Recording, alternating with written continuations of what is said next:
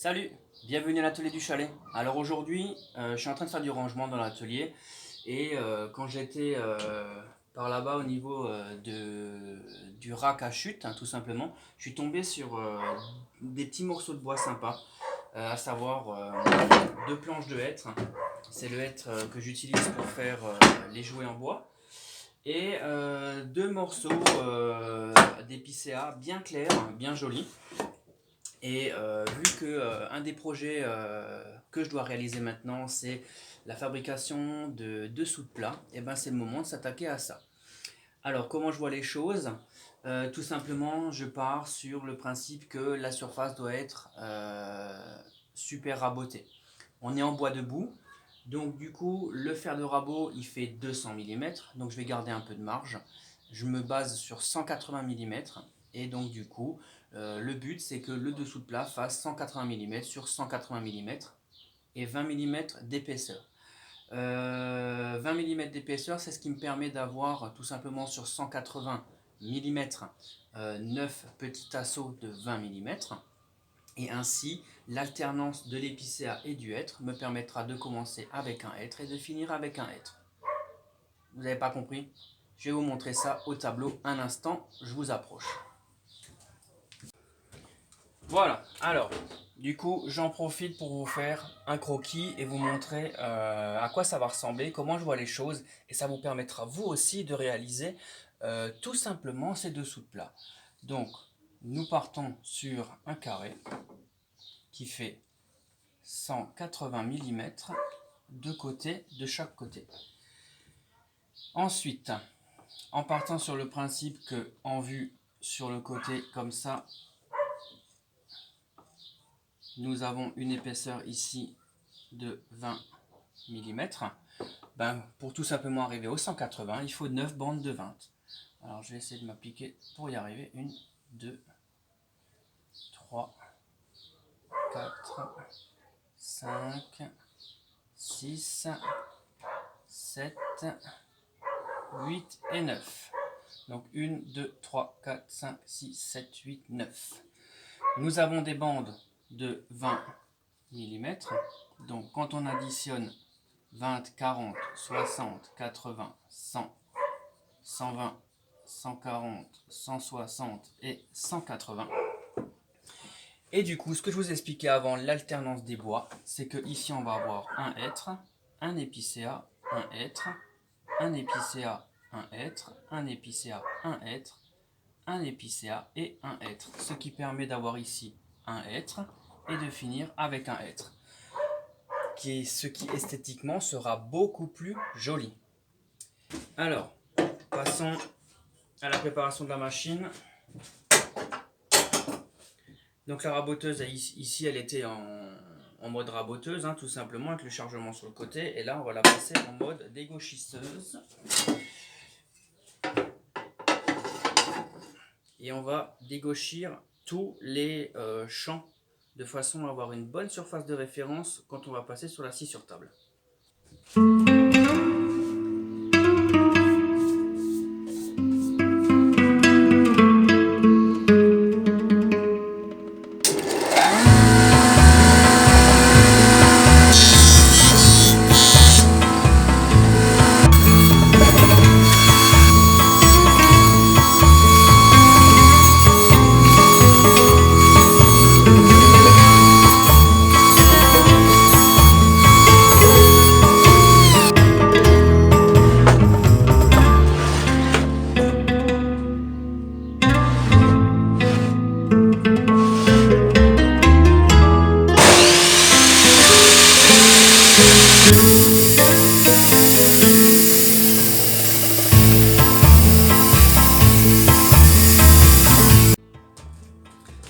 L'étape précédente que vous venez de voir sur la scie circulaire sur table, c'est tout simplement la mise en largeur à 190 des pièces de bois, ce qui me permet maintenant de faire le dégauchissage des 4 pièces. Je mets mes oreilles, les oreilles elles sont où? Je cherche les oreilles et on attaque tout de suite ensemble.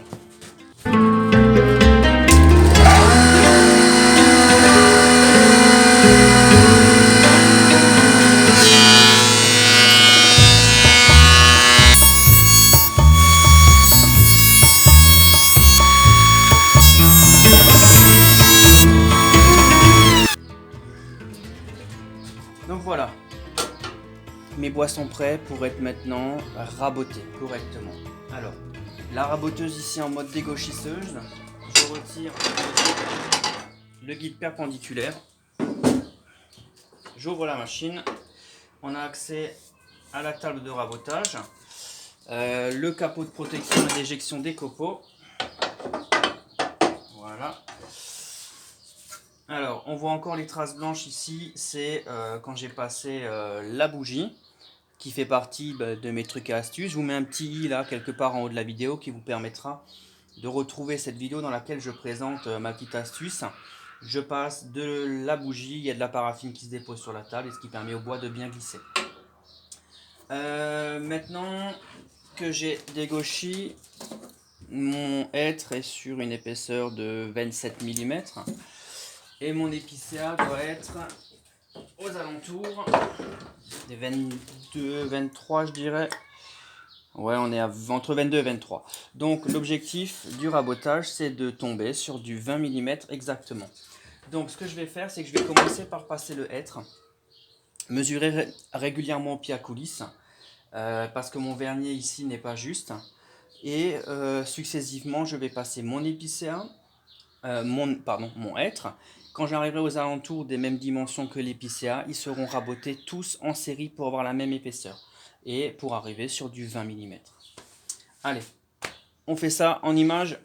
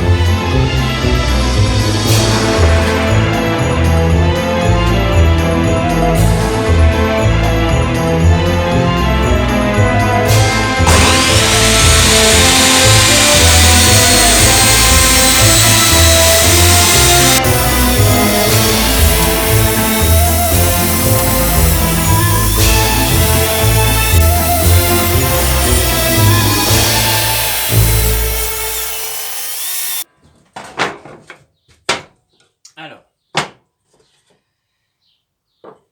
le hêtre, l'épicéa, et on va alterner.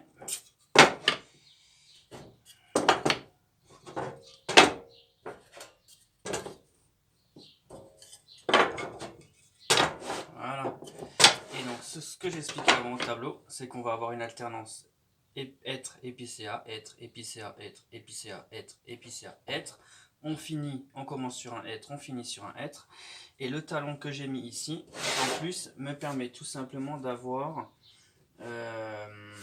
d'éviter d'avoir ce talon à la raboteuse qui se situe à peu près 2 cm au bout.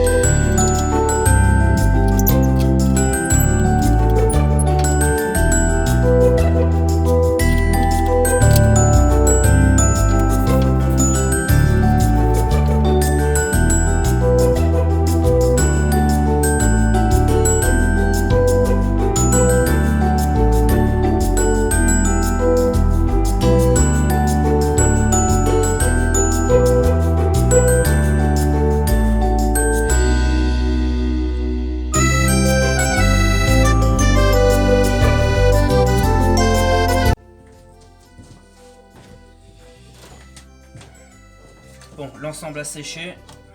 On va enlever les serre-joints. On va voir à quoi ça ressemble. Alors, hors caméra, j'ai rajouté les 4 serre-joints qui sont là. Alors ce que je suis en train d'enlever, je les ai rajoutés parce que ça s'est soulevé là. Les lames se soulevaient, les petits tasseaux se soulevaient l'un par rapport à l'autre.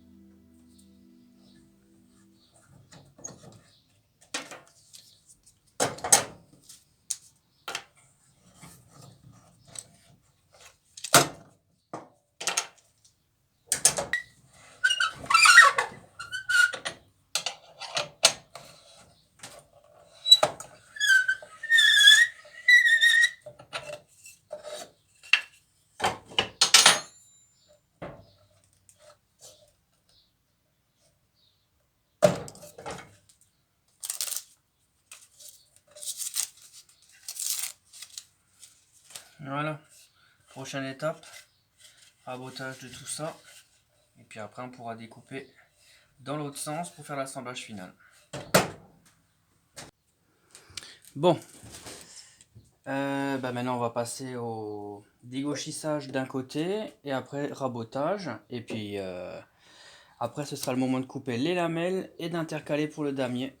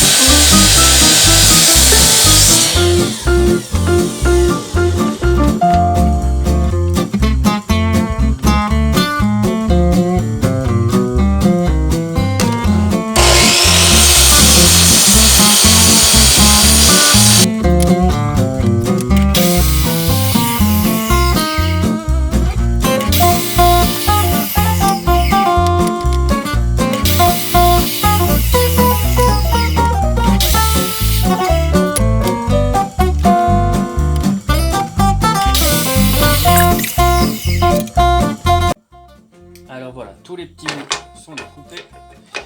Alors on va les compter parce que le but c'est, avec tout ça, c'est d'en faire deux.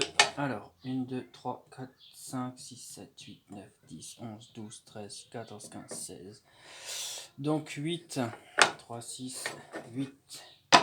Voilà, alors.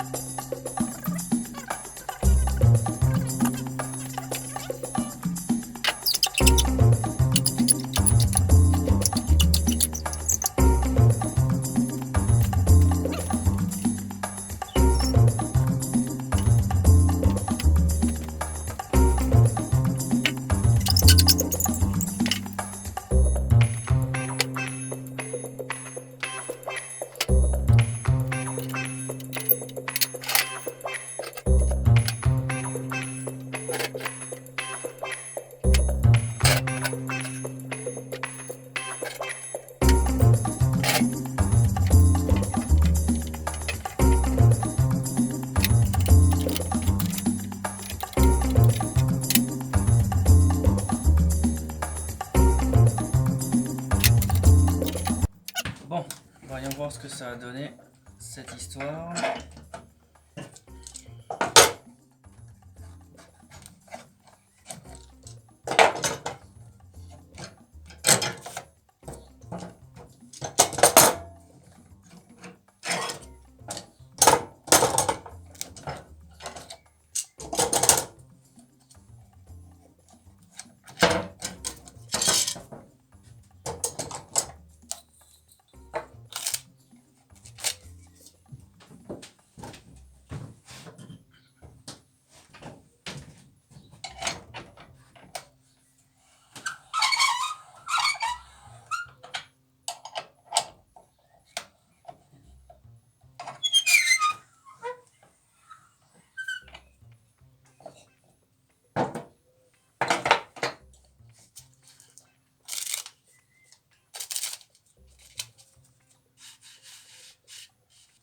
Alors, hors caméra, j'ai enlevé ce qui était en trop sur les bouts et j'ai effectué tout le ponçage. Alors, poncer du bois debout, c'est 2 à 3 fois plus long que de poncer dans le fil du bois.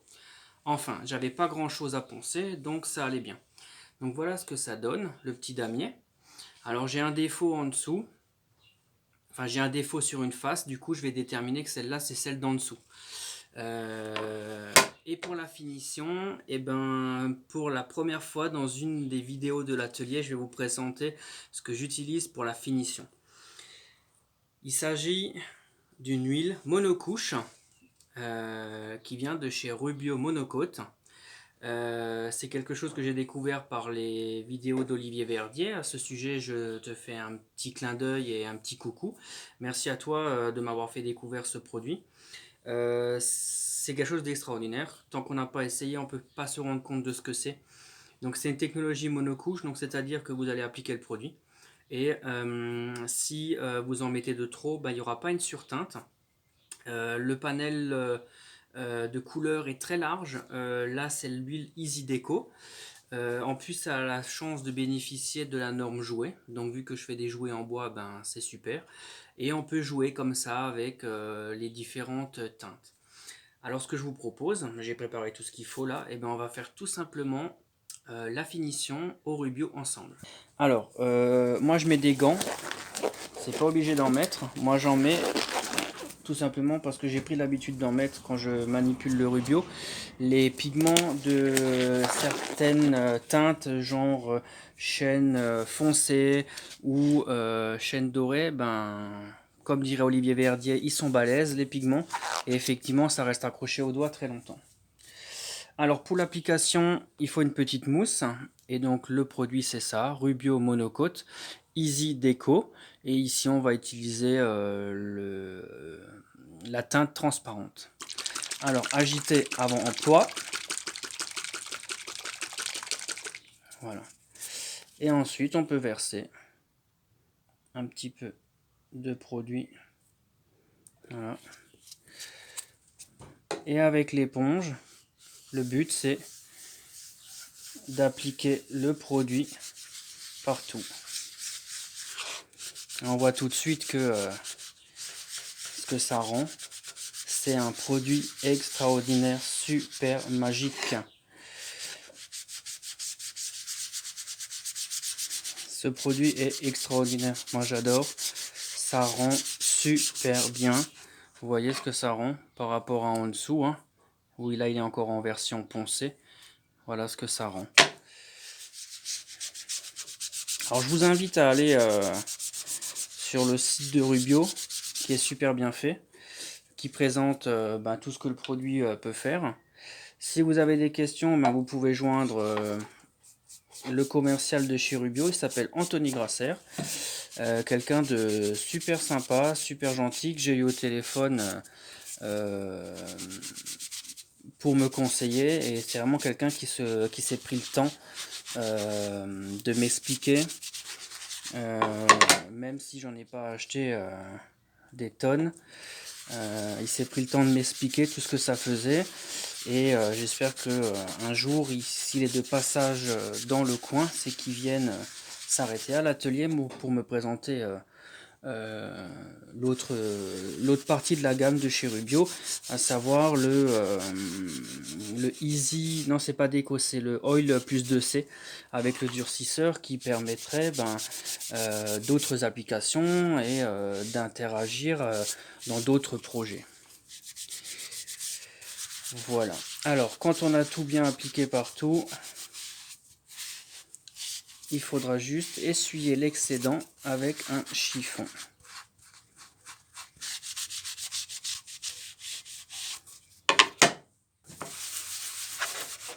Voilà, avec un chiffon, on vient enlever l'excédent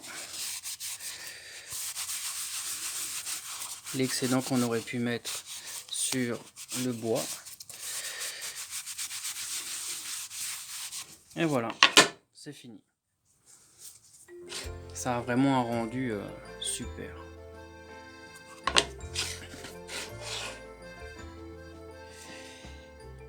Règle de sécurité très importante avec ce produit, il faut absolument bien rincer les consommables, c'est-à-dire la petite mousse, parce que c'est marqué sur le bidon. Il y a un risque d'autocombustion, c'est expliqué sur leur site que tout simplement la combustion de l'huile de lin avec l'air, ça peut faire prendre feu les petits consommables. Donc il faut juste un peu les rincer à l'eau et après on peut les mettre à la poubelle normale. Pareil pour le chiffon.